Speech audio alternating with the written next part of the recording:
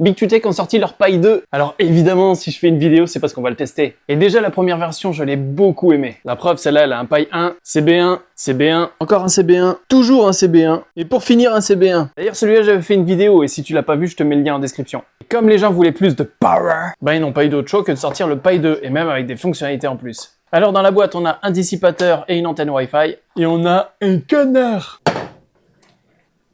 Maintenant, c'est un canard, un autocollant et des papiers, et le fameux, le seul et l'unique, le Big2Tech Pi 2. Ah, il est beau, il est magnifique. Les améliorations par rapport au 1, bien sûr, il est plus puissant, mais aussi il y a le DSI et CSI qui fonctionnent cette fois-ci. Et là, on peut même brancher un SSD. Alors évidemment, il y a plein d'autres connectiques qui sont quand même assez intéressantes pour des projets autres que Clipper, comme un port infrarouge. Apparemment, on peut brancher un micro ici, il y a même un bouton Power.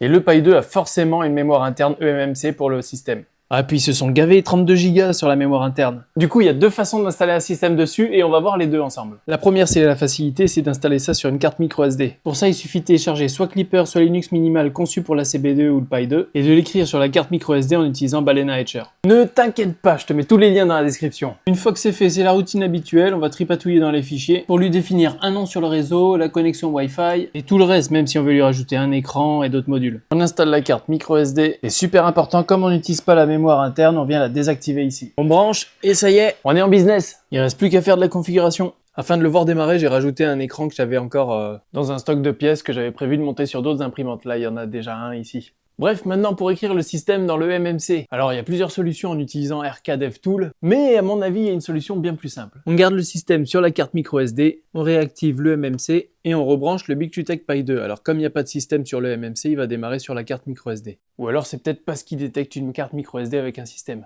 On se connecte un SSH dessus via PuTTY et on lance la commande nensata install. Ah oui, on va mettre sudo avant. On va sélectionner celui-là. Oui, ça va effacer le MMC.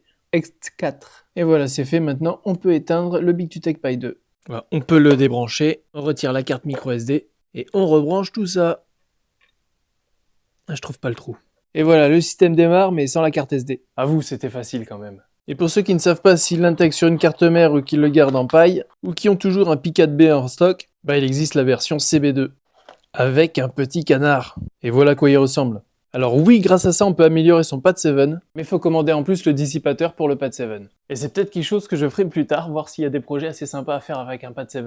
En attendant, on a déjà de quoi faire avec ça. D'ailleurs, j'ai envie de tester un truc avec ce Pi 2. Là, j'ai remis la version minimale sans Clipper, j'ai désactivé le MMC et il me demande de créer un mot de passe route. Là, ça sert d'avoir un écran parce qu'il n'est pas connecté au Wi-Fi.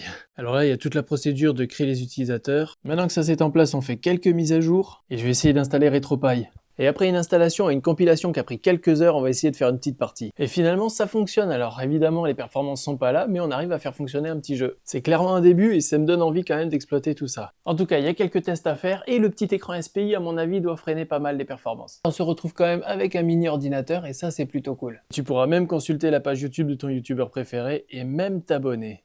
Et pour ceux qui se posent la question, le tactile de l'écran est bien pris en charge. Voilà, c'est tout pour moi pour cette vidéo. Dis-moi en commentaire quel projet t'aimerais qu'on fasse avec ce Big2Tech Pi 2. Si t'as aimé la vidéo, n'hésite pas à me le faire savoir en mettant un petit like. Et surtout, pense à t'abonner pour voir d'autres projets dans ce genre-là. Et en attendant, je te souhaite de bonnes réalisations et on se voit bientôt dans une prochaine vidéo.